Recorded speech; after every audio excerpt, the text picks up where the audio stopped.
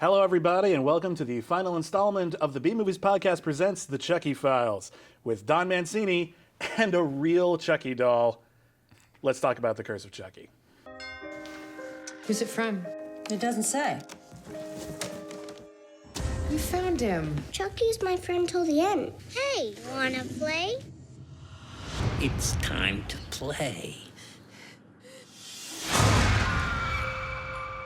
Oh, Chucky, you're my friend till the end. You want to keep him? I do. Are you I sure? really, really do. He's not funny anymore. know. He's scary again. He's really creepy. Yeah, we haven't really talked too much about the actual doll. The doll has evolved over the course of the franchise from very simple to much more articulated to a Frankenstein monster creation. And when we first see him in the new release, Curse of Chucky, he looks very different. And some people think it's a little off-putting, I find. And I think in a good way. He looks really creepy. Look at that guy. Yeah, all I can say is it's all intentional. Yeah. And to see the movie and all will be explained. Yeah. That's all I can say. This is another film where there's been a big gap of time between Seed of Chucky and Curse of Chucky. And in that gap, Chucky's actually appeared in like some comic books, like the Hack Slash comics. Did you have any input in those whatsoever? None whatsoever? No, I didn't even know it was happening until then it came out. Yeah. They don't tell me anything. No, and I just think the fact that he was kept alive in the comics, and like a lot of merchandising and such, it kept him very alive in the public consciousness. And I'm wondering, did this prevent a remake, or did this make a remake unnecessary, or how close were we to a hard reboot of the Chucky franchise?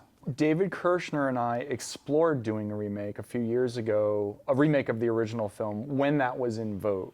For a while that was very much happening in the horror world. Nightmare on Elm Street. Done yet. I think we're still...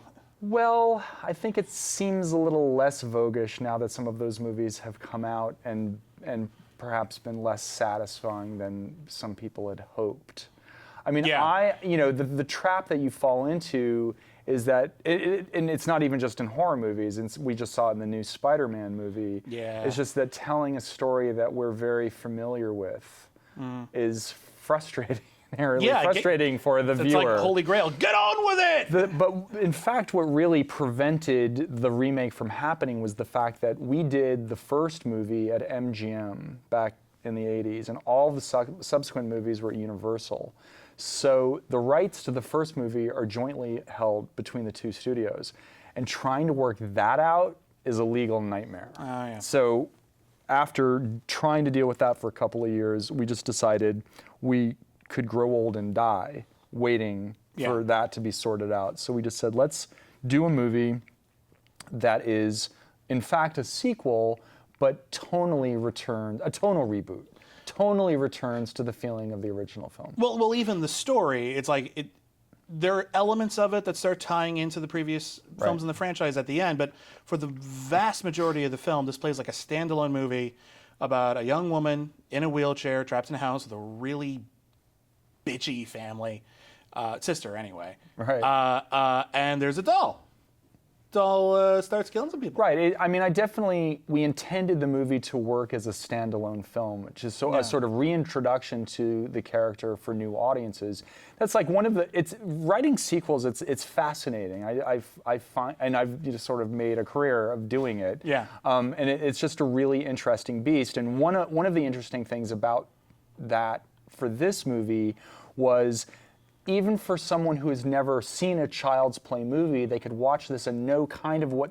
It works because as soon as you see Chucky, he's the ticking bomb. Yeah, that's a bad doll. He's the elephant in the room. Yeah, that's going to be a problem. So we don't need to know any of the specifics of his mythology necessarily to get anything out of the movie. I mean, once we get into the third act, of course, as you say, we start winding our way back to his origins. Yeah. Peeling the layers off of the story onion, as it were.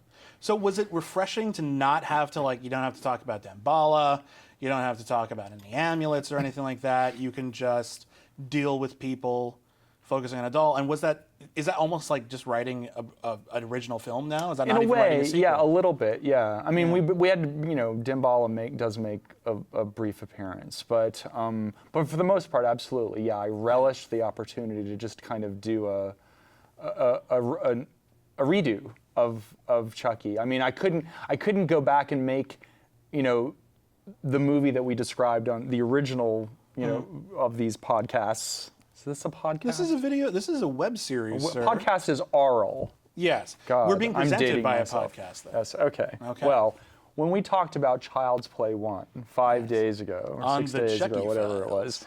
was, we talked about how Chucky wasn't possessed by a serial killer. He was a manifestation of Andy's id. I mean, I couldn't go back to any of that. I still had to keep the mythology. But all anyone knows is that Chucky is this red-haired doll who's possessed by a serial killer. Done. That's all you need to know. And once you stick him into that environment, that pressure cooker of that house with those people, then we know bad things are going to happen. Right, and it's almost got like an Agatha Christie element to it Definitely. here. Everyone's got their own agendas and mysterious motives, and it's a very spooky house. Yeah. This is almost like your haunted house movie. It's in a lot of ways. it's gothic. I mean, that's like something we had never done with the Chucky series before, was to do a full-on gothic, and that was really exciting to me.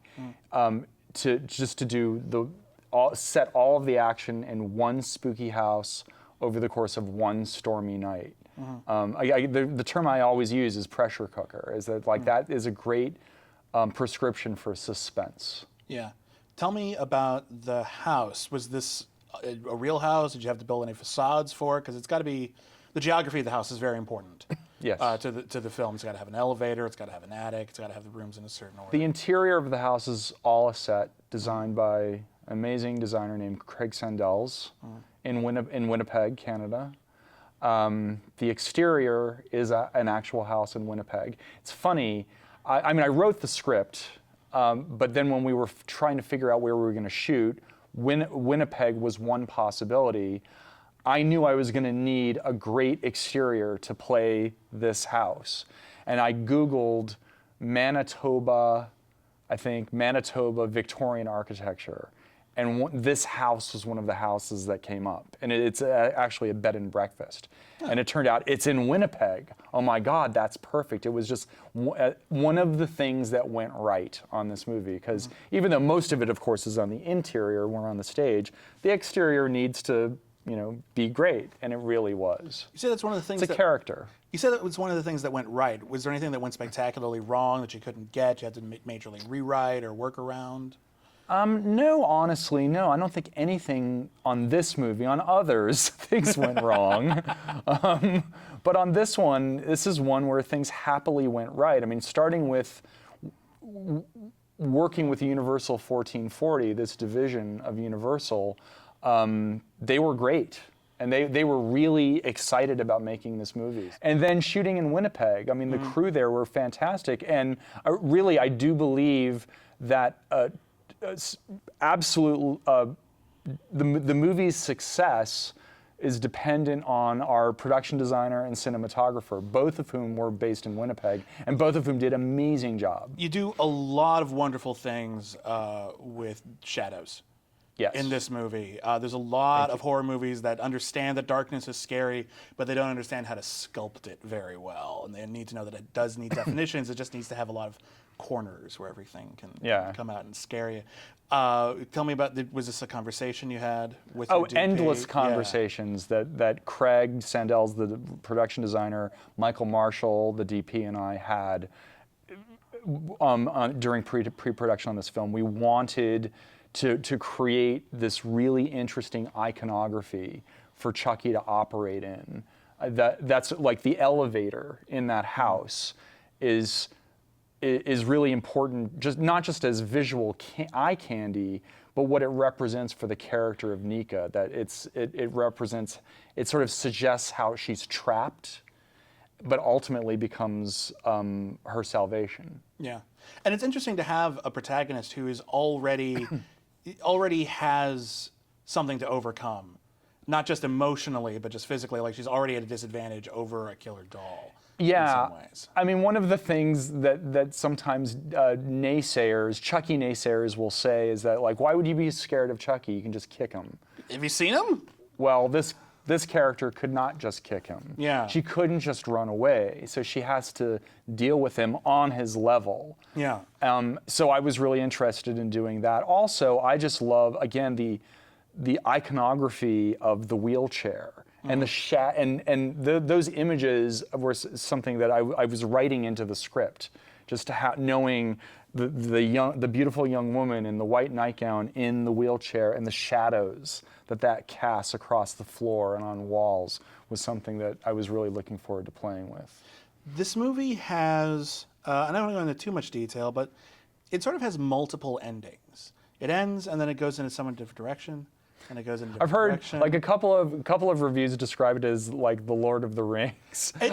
To me, I was thinking of the girl with the dragon tattoo. Yeah, kind of. But it has that thing where it's like they don't really. It's like they conclude and it goes to black for a second and then it comes back up again. Were you just trying to wrap up every loose end, like just forever, like for the whole series? Yeah, I mean, no, I would never say never to another movie. In fact, I feel like we leave several questions unanswered in this film that would, hopefully will serve as cliffhangers. I wanted the movie, because it's the 25th anniversary of the franchise and a return to the scary roots, I wanted to build in a kind of nostalgia factor into the movie, and I wanted it to feel like a love letter to the fans. Yeah. So, again, we're speaking abstractly here because we don't want to give too much away, but this section of the movie that you're talking about, I think that for people who are really invested in the mythology of the franchise are going to my intent was for them to experience all of these scenes as a series of delightful, Easter eggs or the Russian nesting dolls, that you open this and then this is inside and then this. You've talked a lot when we're going through each movie that you want to always take in a different direction. You never want to do the same thing exactly twice. Right. And hopefully there's a future to the franchise. I think we'd all like to see more Chucky movies because he's just so cute. Would you want to go in a completely different direction for the next one? Have you already started thinking about it in the hopes that there'll be another? Yes, I have been thinking. I wouldn't say completely different direction because I think if we were to go from a complete different direction from this movie, it would be a musical or something. And I think right now people want the scary. Yeah. So, but I think one of the great things about Chucky as a character, he's very versatile. I mean, we've plugged him into, comedies. We've plugged him into, as we discussed, the first movie almost feels like a detective movie, a policier. This one's a gothic. There are other horror subgenres that I think it would be fun to plug Chucky into. For example, one of the things that I am excited about the prospect of is at some point doing a train movie with Chucky could be really fun. I love thrillers. Exactly. It's different. It's surprising. And I love thrillers set on trains. There's just something interesting about that inherently. You can think of interesting visual possibilities that are very different from what we just did in the house in Curse of Chucky. There are all kinds of private compartments, so private murders can happen. Right. Well, what you're talking about is almost doing like a travel log, like franchise, where it's like in the next one, it's like Chucky goes to Monte Carlo. The road to but it is the thing. Deathtopia. I mean, that can be a trap though, because really what it needs to be is about the characters.